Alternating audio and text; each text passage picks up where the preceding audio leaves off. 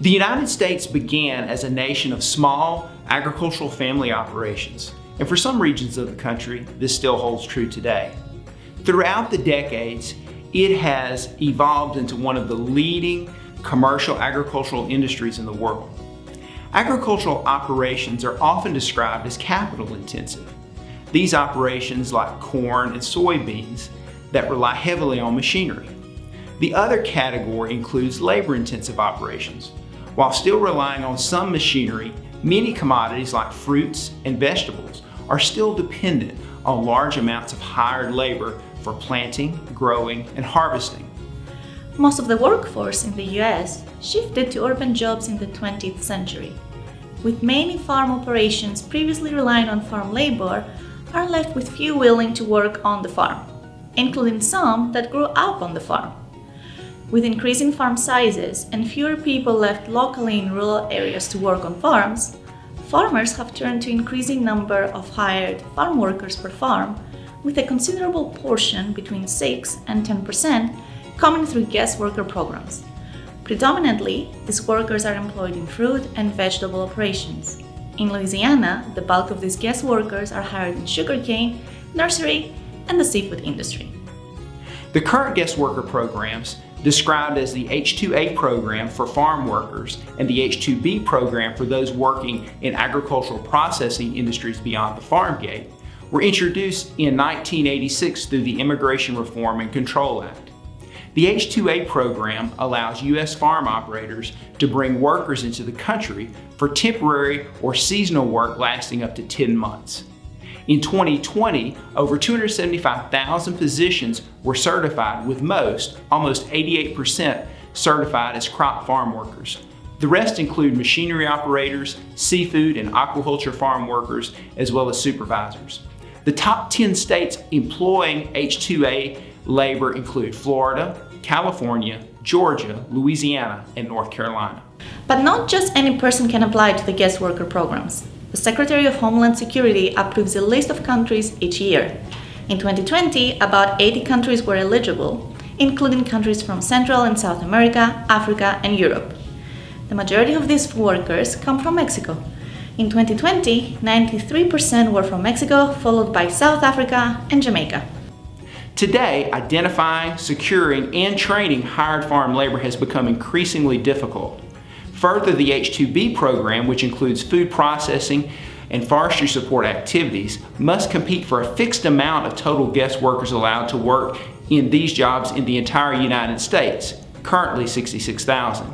If you think about some commodities that make Louisiana unique, such as sugar, crawfish, and alligator, the inability to hire farm labor could change the culture and lifestyle of those that live and go to school here in the state. So let's look at some impacts this issue has on agriculture and society. Well, the programs are not meant to compete with employment prospects of local residents or U.S. employees. The program provisions state that the working conditions and wages of workers in the U.S. will not be adversely affected.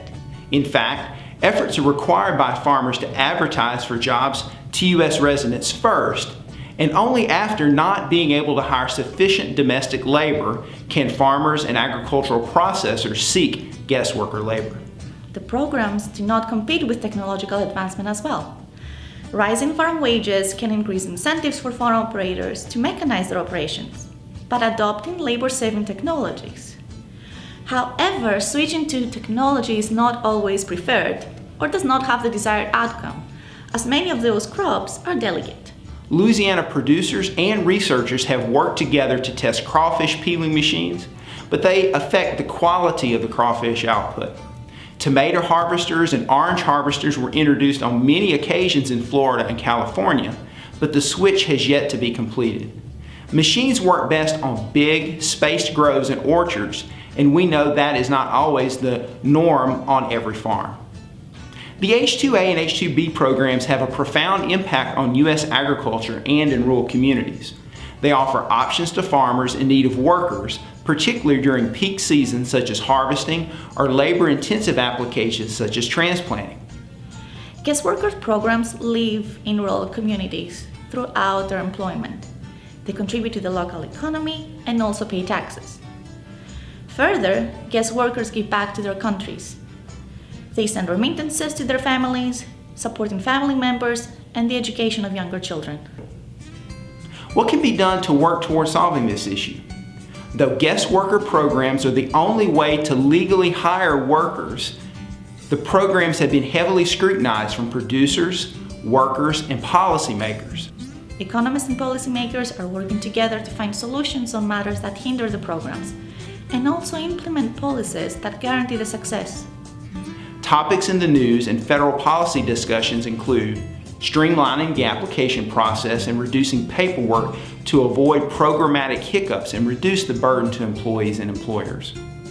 Increasing the cap of the H-2B program so that more ag industries benefit from it.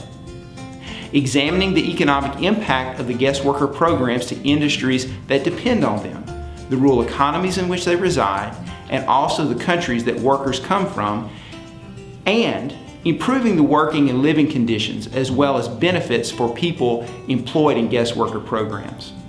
The issue was of particular importance during the recent pandemic when H-2A workers were deemed necessary and essential for the food industry. So students in agribusiness learn the economics behind the production, the processing, and marketing of agricultural commodities. Through coursework that also focuses on agricultural finance, labor issues, and agricultural policy, agribusiness graduates are well positioned to provide leadership and decision-making support to policymakers and producers trying to navigate the changing needs of labor in agricultural production.